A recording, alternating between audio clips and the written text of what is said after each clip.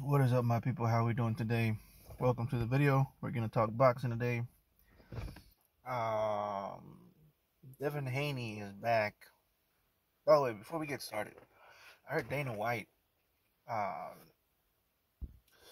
Dana White, put the prices down. Dropped the prices on his upcoming event for Mexican Independence Day, and I guess he was trying to compete against Canelo Alvarez for some reason. He was trying to compete against boxing. That's a stupid thing. Like nobody asked you to do that. Nobody said you had to do that. There's certain competitions that don't even really exist. One of them, like there's like certain wars that people just make up and people think are real, but they're really not real. And the battle between boxing and MMA is one of them, because boxing and MMA are two different things. They're two different. Um, they just don't compare.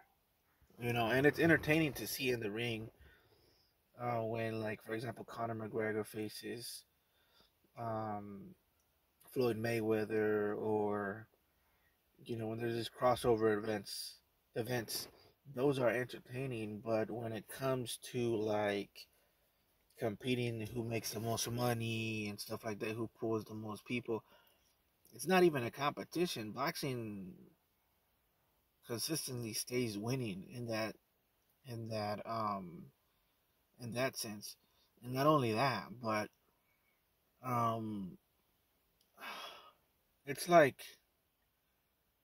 it's stupid to even compete, because to compete against each other in that way, because it's two different demographics that look at both of them. And I enjoy MMA as far as practicing it, but when it comes to looking at the sport, you know, I really don't watch that much MMA, to be honest. Um, so um, by the way, my cat is flirting with a female cat, and it's just very distracting. He's he's trying to flirt with this female cat, and I want to talk about it because it's just so distracting. It's weird. First of all, he gets close to her where she's pooping, and he was just like uh spying on her, and then, which is already weird. I mean, animals have different customs than we do. So I just imagine a guy spying on a female, like a human female, and a human guy spying on a human female while she's taking a shit. And just, but right now he's on the ground, like on his back, and with his hands. He's acting a fool. He's flirting. He's simping over this female cat, and the female cat's kind of scared. She wants to leave, but he won't let her. It's so weird, dude. But anyways, getting back to the subject at hand. Yeah, and Dana White is a funny guy, because trying to do something that nobody asked you to do. Nobody told you that you have to beat boxing. Boxing's been around for a long time, and the business of boxing, is just miles and miles ahead of mixed martial arts and the UFC. Um, and to compete against Canelo, to even put that out there, that's really just you shooting yourself in your own foot. If you would have just done your own business, do your own thing, and stop putting your ego into the whole situation, you would have been fine. You would have been fine, and nobody would have even cared. Everybody would have stayed in their lane and go on about your business. That's it. But this ego that infects these rich folks. like Dana White that want to, you know, just like for what? Like what are you doing?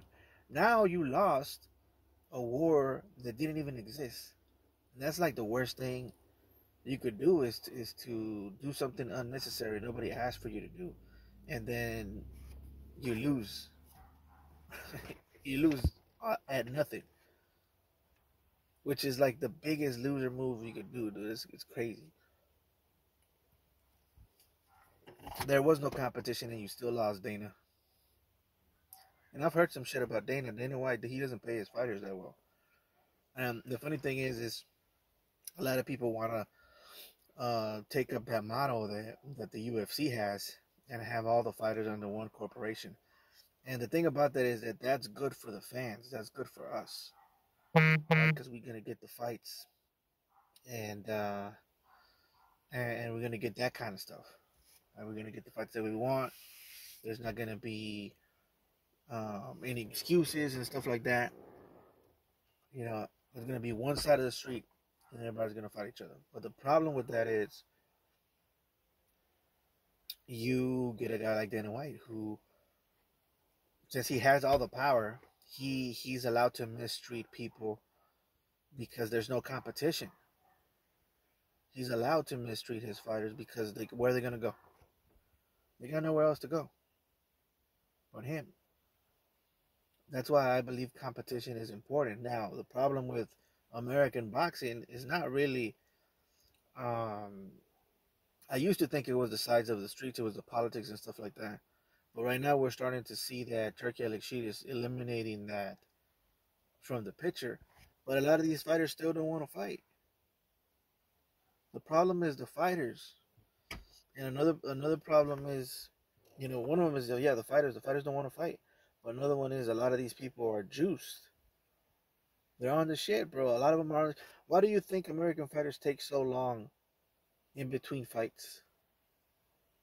Because they gotta cycle that shit out, bro. Tank said it himself. He was like, yeah, he doesn't want to fight me now. He said about Ryan Garcia. He doesn't want to fight me now because he's on something. He's cycling out. How does he know? Because he's probably on that shit too.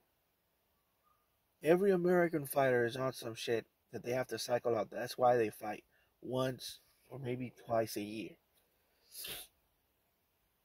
That's why. That's why it's so hard to time when they're gonna fight. Because if they fight when at a certain point, they get caught.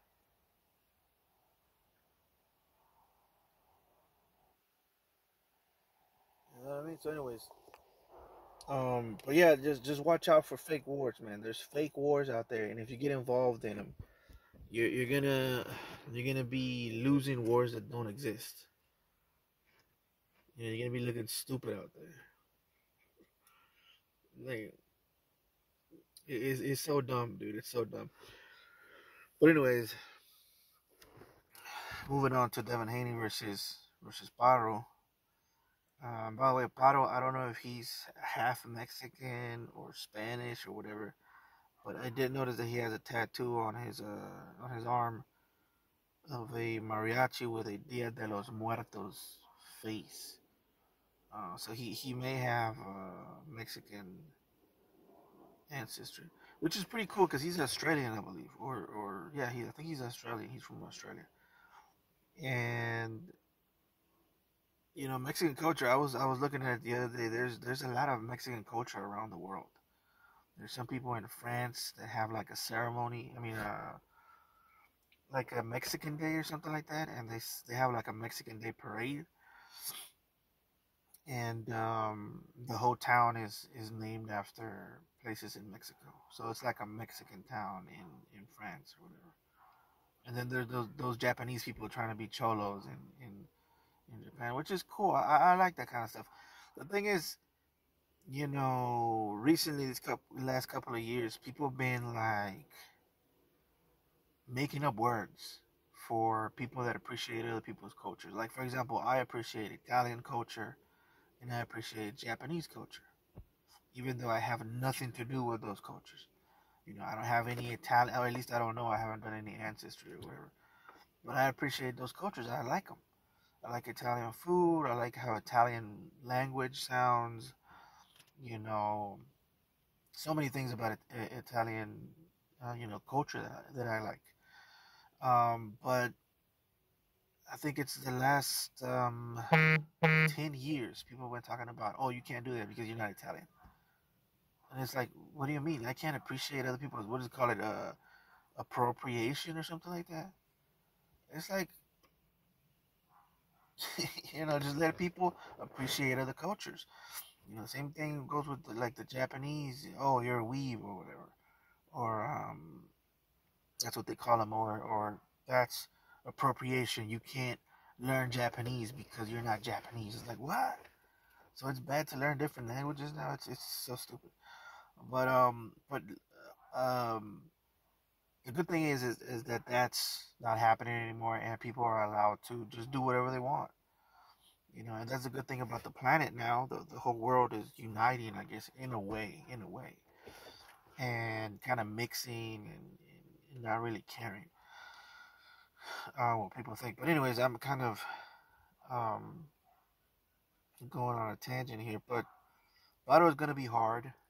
I believe it's going to be a challenge for Devin Haney if Battle decides to not do what he did against um, Subriel Matias. Now, Subriel Matias is one of these pressure fighters, and you know he's tough. Most of his fights in the knockout or the other guy giving up, they can't really take the punishment too much. I think one of his opponents died, because of the accumulation of punches. Subriel Matias from Puerto Rico, was very formidable, and to be honest, he could have been like a hype job, in a way, but not really. I can't really say that. We still gotta see. Um, but like some people, and I'm not talking about Subriel. Some people do get famous for surviving fights, and they make their whole careers for surviving fights. One of them is Lara. Another one is Pitbull Cruz, and the most famous one, who a lot of you are gonna hate me for, Pernell Whitaker. Okay, Pernell Whitaker actually got famous for surviving against Julio Cesar Chavez. And yeah, I know you guys are gonna disagree. You go ahead and come to the comments and tell me how I don't know anything about boxing. But that's not the case with Subriel Matias. Subriel Matias, I believe, was the real deal. But he just didn't know how to deal with somebody who was using a good fundamental outside game, and it's actually good fundamental outside game, not like Shakur Stevenson, who we're going to talk about today, unfortunately. But Shakur Stevenson, like the difference between Shakur Stevenson and this guy is that this guy was actually doing a lot of stuff in there, doing 1-2 pivoting, step out, pivot, 1-2 step out, pivot, 1-1. Just good fundamentals. And Shakur Stevenson, he wasn't doing that. He usually just waits around, uh, defends. The other guy gets tired and then he goes, which is like, it's like playing card games, bro. You know how in the card games or in Pokemon, like when you play Pokemon, I don't know if you guys play Pokemon, but I tried to get into it back in the day when I used to have a Game Boy. And you take turns with your opponent. First he goes, he does his moves, and then you do your moves. And that's just boring. So I didn't like that game. I didn't like Pokemon. Um, and come to find out, there's people that actually fight like that in boxing. One of them being Shakur Stevenson. But anyways, Leon Paro, if he does the same thing against Devin Haney that he did against Subriel Matias, he might lose the fight because we're talking when two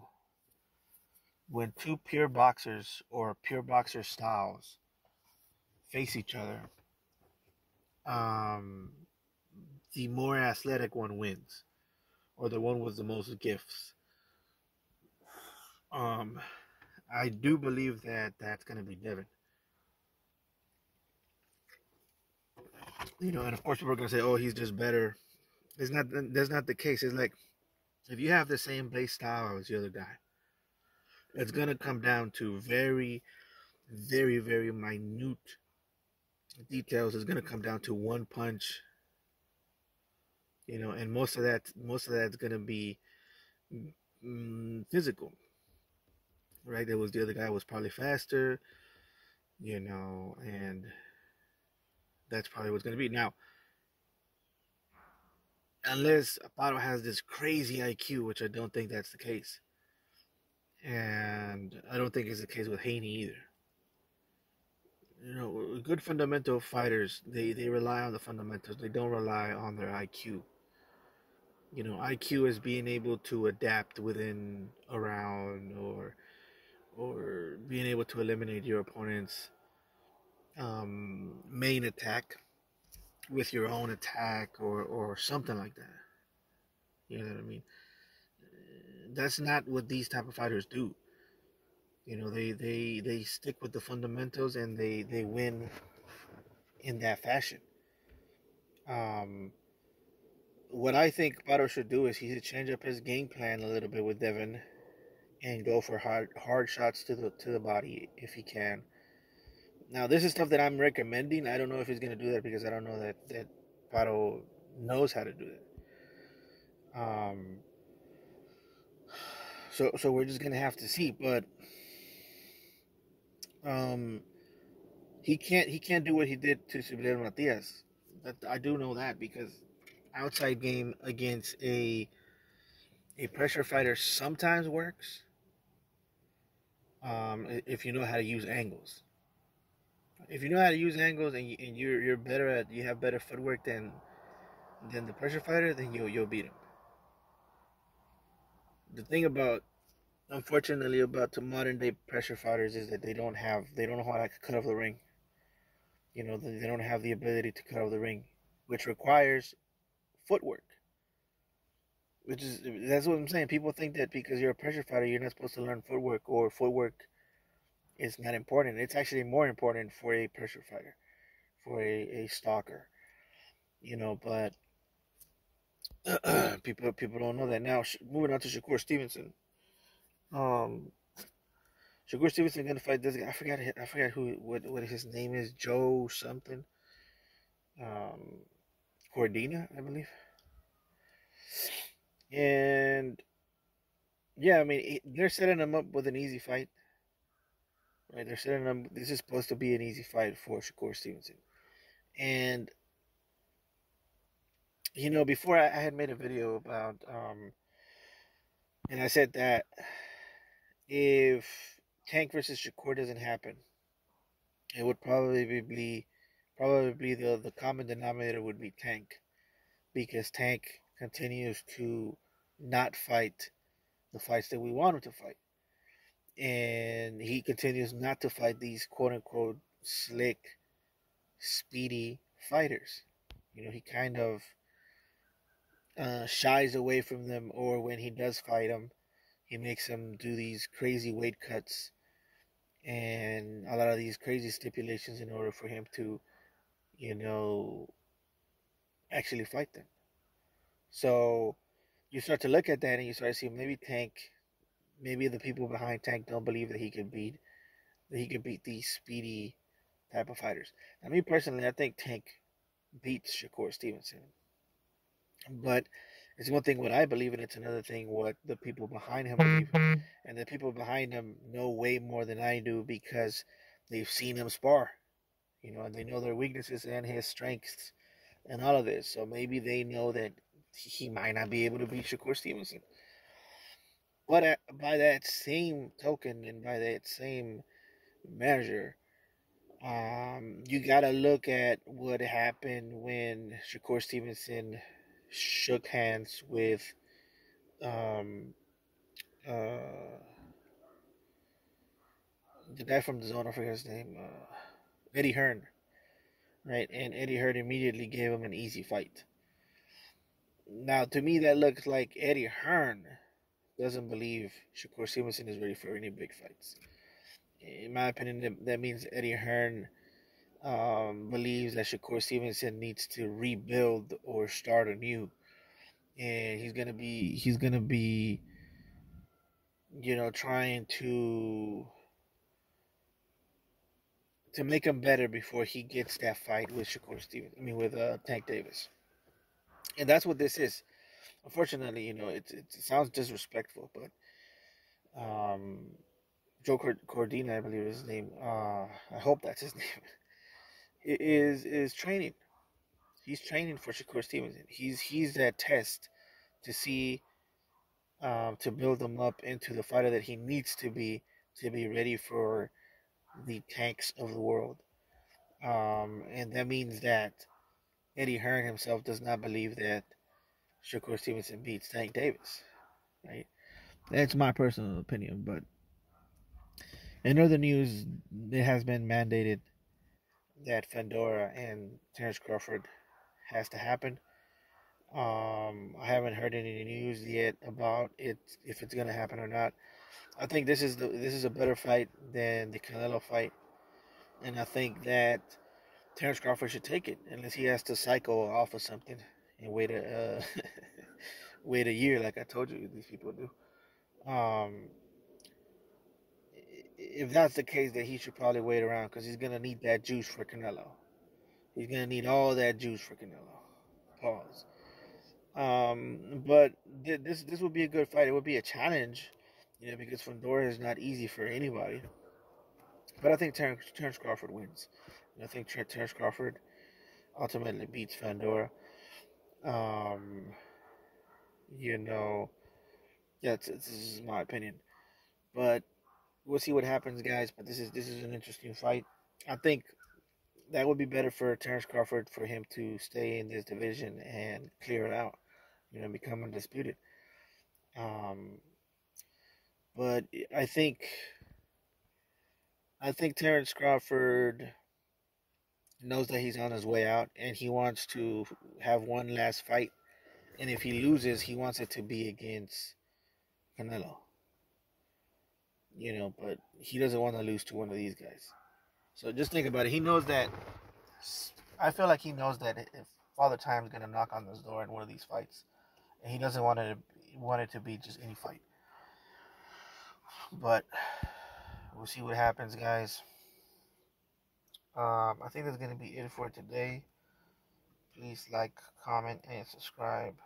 And we'll catch you guys later.